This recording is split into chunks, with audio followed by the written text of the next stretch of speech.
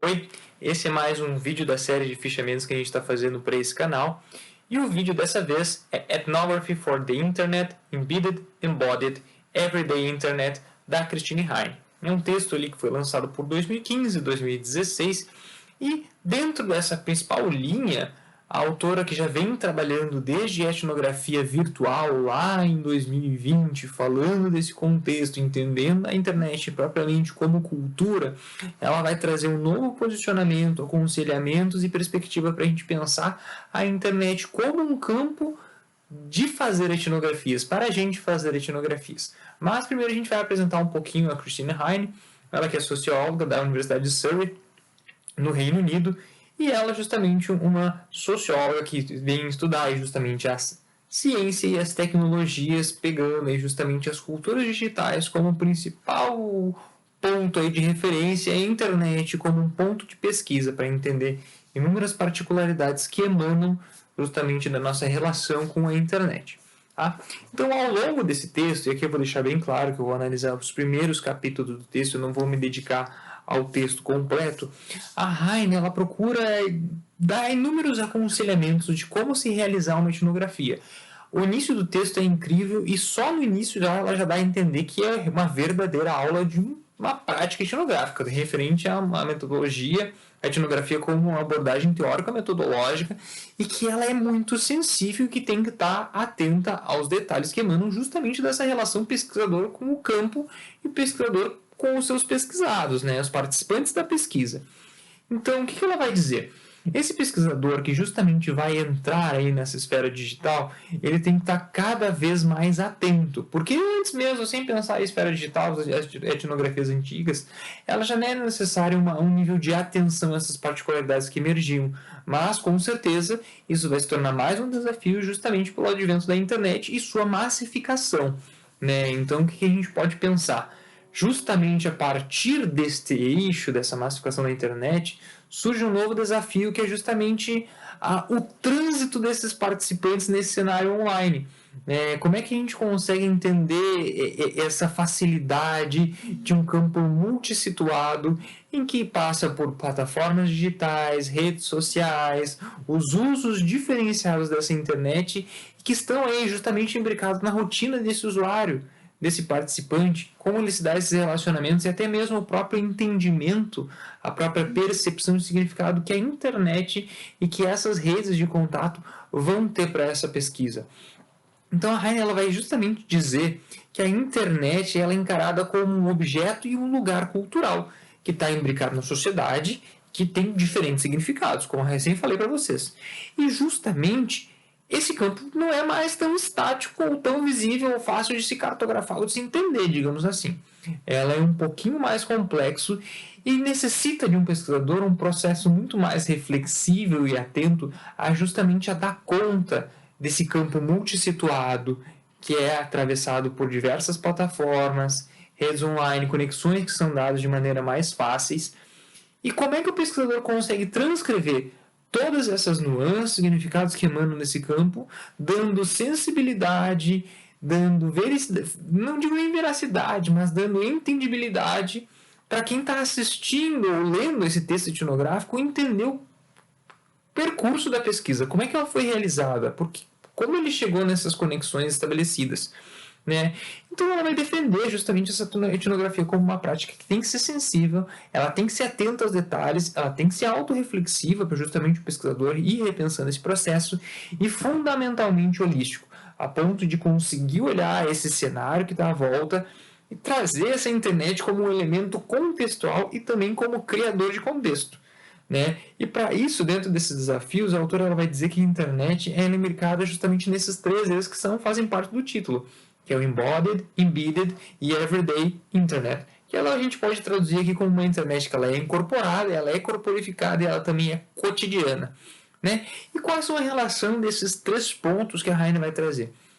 No incorporada ou embedded, a gente pode pensar justamente até nesse contexto, ela vai muito mais além do que uma internet das coisas, mas que a gente cada vez consegue mais incorporar essas tecnologias e a internet como em si como elemento presente nas nossas práticas que fazem parte do nosso dia a dia, até mesmo desde pedir um Uber, até mesmo agendar um hotel, até mesmo a pedir um delivery, ou fazer outras atividades como trabalho, sociabilidade, relacionamento, elas estão atravessadas por essas esferas digitais. Elas compõem o cotidiano vivido dessas pessoas e estão imbricadas. E justamente esse envolvimento, essa configuração, esse consumo dessas redes, ela implica também em mudanças nas nossas práticas, que também vão ser limitadas, porque justamente essas tecnologias têm suas limitações, a gente tem coisas que a gente não consegue trazer com todos os elementos que a gente traz numa conversa face a face, e ao mesmo tempo vai mudar a forma como a gente. Essas tecnologias foram concebidas e entendidas. É uma mudança mútua. A gente não pode cair em determinismos aqui. Então é alguma coisa que ela é incorporada e que essa incorporação acaba transformando o nosso cotidiano a partir das realizações e ações que a gente faz. Por isso é necessário o pesquisador ser atento e cada vez mais sensível a entender como essas incorporações ocorrem e os significados desses usos que são comprometidos e ao mesmo tempo presentes na nossa cultura. Depois, o segundo elemento que ela vai trazer é a questão da internet corporificada. Aqui a gente já deixa bem claro logo de início que não existe a distinção entre o mundo real e o mundo virtual. Isso já foi desbancado há muito tempo e a autora inclusive vai trazer o Slater e o Daniel Miller para trazer essa discussão à tona, dizendo que bom, isso já caiu por terra faz tempo, mas que a internet sim ela é corporificada porque essa extensão ela ainda age no nível corpóreo, ela ainda age no nível material, dizendo que tudo que é sentido dentro desse espaço virtual, tudo que é presenciado, ainda existe um corpo que é justamente quem está em contato direto, que tem sentimentos, sensações, e essas sensações são corporificadas. Elas são presentes no contexto desse usuário. Esse usuário pode ficar horas jogando um jogo online, mas nada vai tirar ele a existência de uma casa em que ele está sentado, seja com a família dele ou no ambiente. Isso também vai dizer muito sobre essa relação que esse usuário tem com a internet, com esse participante. Então, justamente entendendo esses caminhos que a gente consegue cada vez mais entender que essa internet também é corporificada, ela é presente, ela tem seu elemento material. Tá? Justamente nessas experiências que são vividas.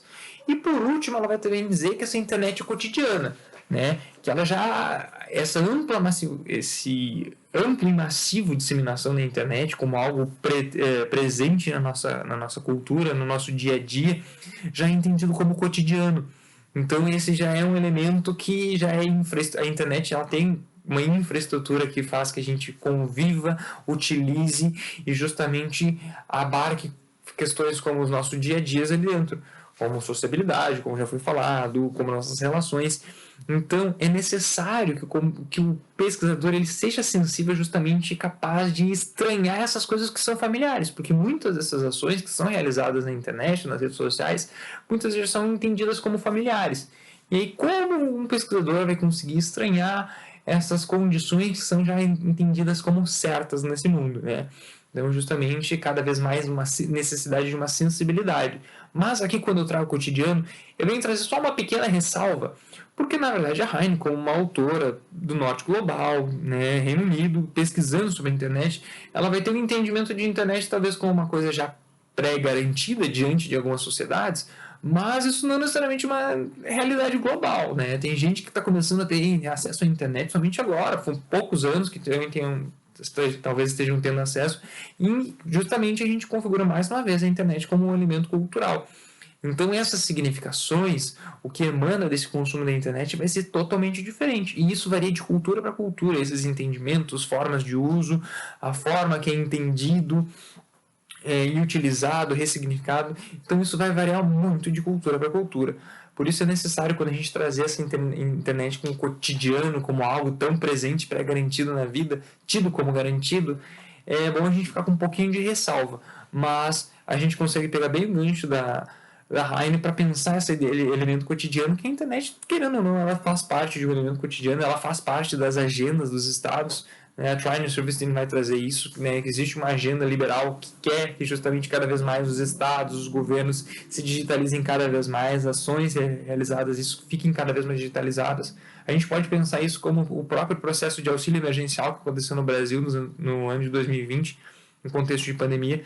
Então, essas ressalvas a gente pode começar a pegar aí alguns ganchos.